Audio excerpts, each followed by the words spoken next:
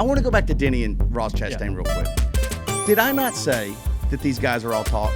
Did I said that a few weeks ago? We'll just say you said that. I did. I said Okay. these guys sit there and they'll say in an interview that they're going to get him back and that's the last time they got one coming. And I'm here to tell you, Denny Hamlin ain't going to do a dang thing to Ross Chastain unless Denny is out of the playoffs and Ross is in the playoffs and there's something to lose. I think Denny has too much to lose. I think Ross is not – he's going to race this way, and I don't think any of them guys are going to do anything about it. Yeah. Unless there is literally – I don't think they're going to let him win a championship, but I do think that this just is all talk. Yeah.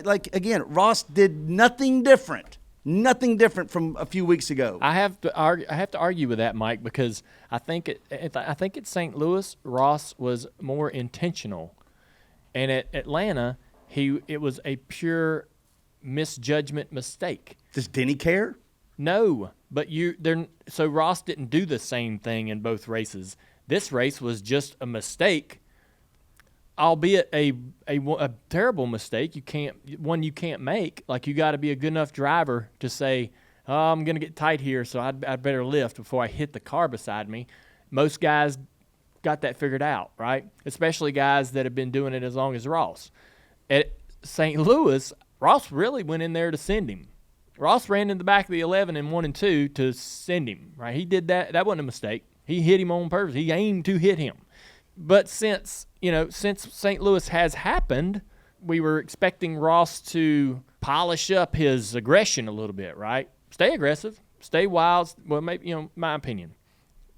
Stay Ross, but I don't know, maybe clean it up a little bit. And that he didn't, right? He didn't clean it up. I said it on the broadcast. Part of me wants him to change. The other half of me doesn't want him to change at all.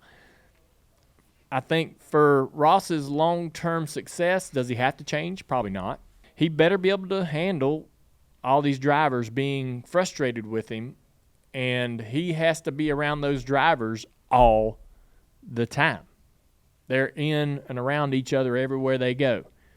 Dinners, conferences, meetings, events, drivers' intros. And if he can handle that, if he can handle all these guys mean-mugging him everywhere, then that's fine. Then Ross is okay, right?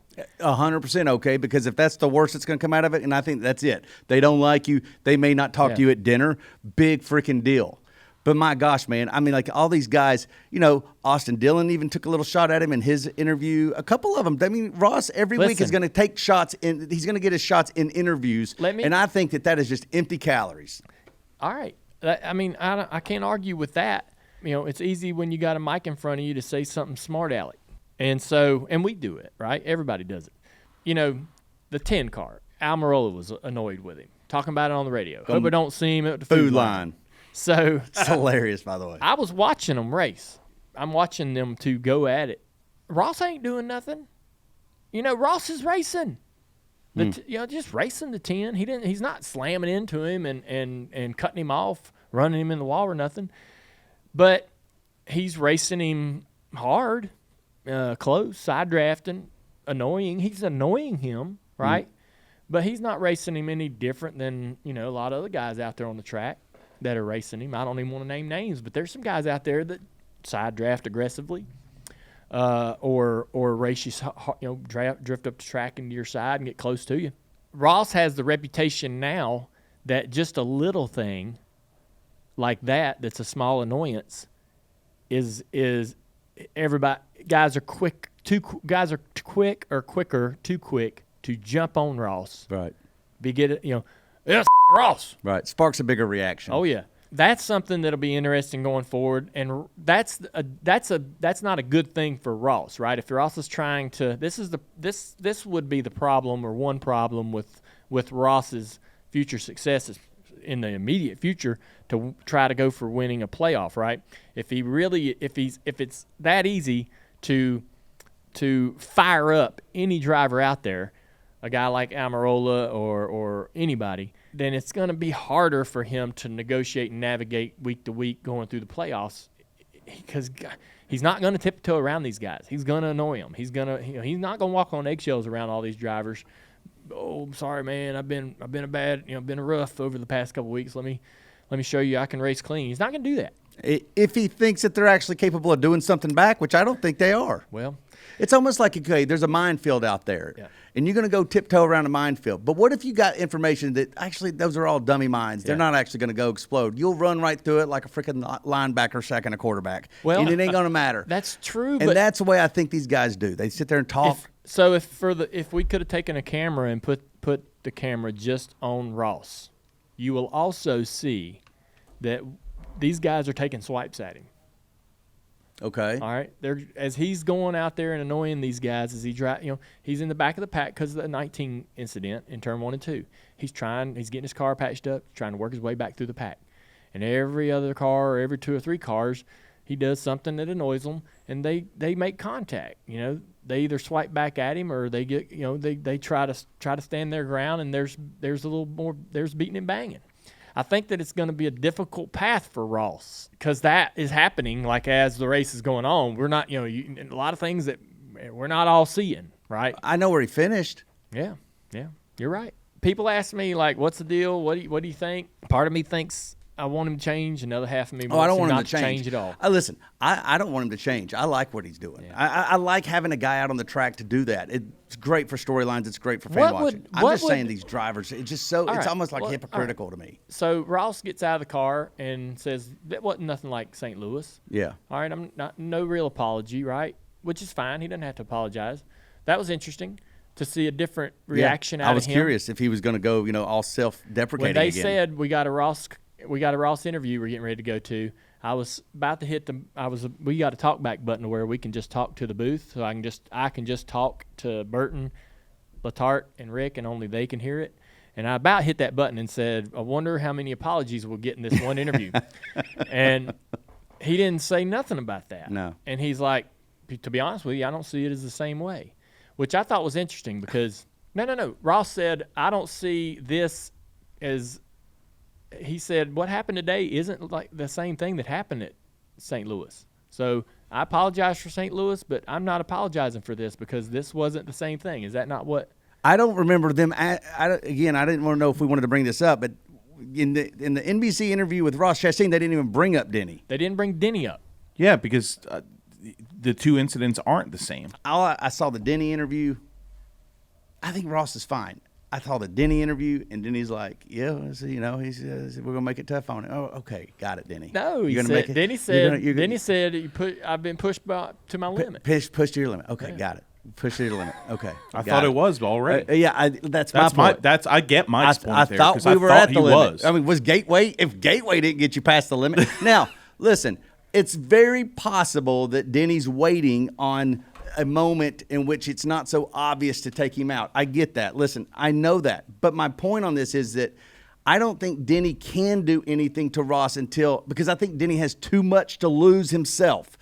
And frankly, there's too many people with high expectations of winning a championship, getting to the playoffs, winning races and all that stuff that where if you even run a little bit of a chance to take yourself out, you ain't going to do it. So I'm just calling it like I see it. Like, after Gateway, these drivers were like, yeah, he ain't going to finish his next race or whatever. They were talking big and bad. Chase Elliott was one of them.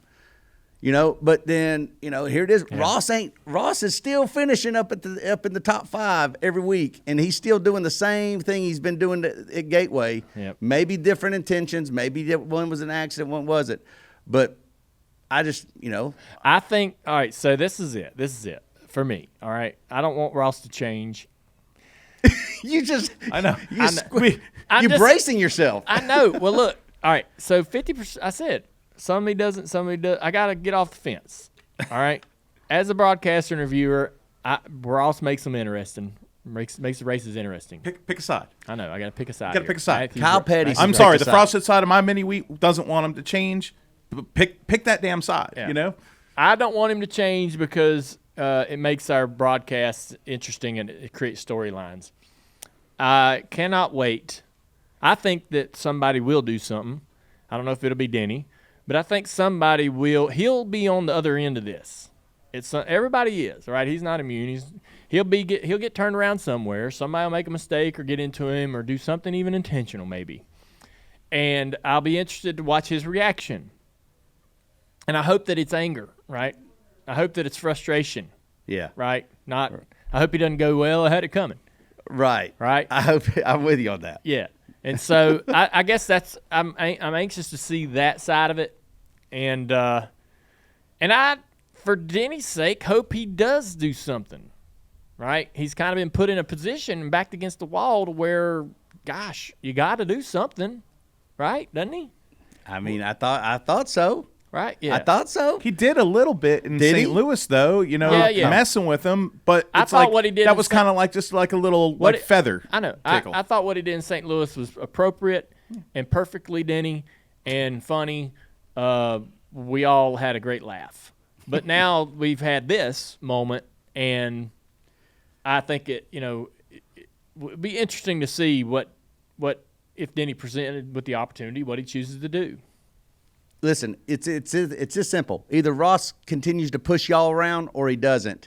He's not going to stop. He's pushing them around. Yeah. He's pushing the veterans around. That's what's happening. I know we got to wrap. I want to say, hey, Corey LaJoie, stand-up dude. Everybody was pulling for that guy at the end of the race. What an amazing show of class and professionalism in his post-race interview. Didn't toss blame. Said it was good racing. Said it was a good block. Said Chase was doing what he had to do, and he'd have done the same thing. I couldn't have been more proud of one of our drivers in a difficult situation. Then, dude goes to victory lane to congratulate Chase. And I know he didn't win the race, but he did more for his career and for his future and for himself in that moment by choosing that path and making those particular decisions in that post race. And so I just wanted to put a point out there to Corey and his fans and everybody who was pulling for him that day that I know he didn't get the grand prize, but man, did he do everything else that he could possibly do to leave that racetrack with his career and his reputation in a better place. So good job, Corey. Hey, guys, I'm here to tell you 3 reasons why I love our sponsor, Tire Pros. Number 1, Tire Pros loves cars as much as I do. Number 2, they have great service. Number 3, they're committed to getting you back out on the road. Plus, they've got this really cool logo.